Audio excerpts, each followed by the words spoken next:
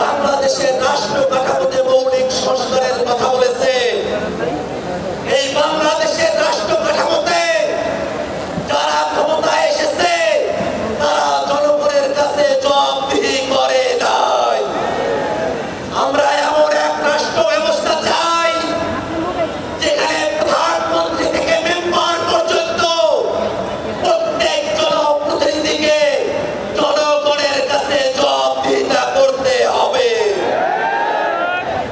বাংলাদেশের মানুষেরা বিগত সময়ে ক্ষমতা হস্তান্তরের সময়কালে একদলীয় যে কর্তৃত্ব দেখেছে, যে বেশিরভাগী আচরণ দেখেছে, প্রশাসনের যে দলীয়করণ দেখেছে, সামনের বাংলাদেশে আমরা তা চাই না।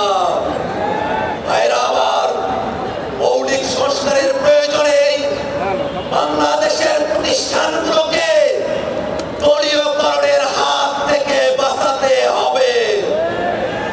বাংলাদেশের বিচার বিভাগকে কোন দলের কর্তৃত্বের মধ্যে আমরা যেতে দেব না।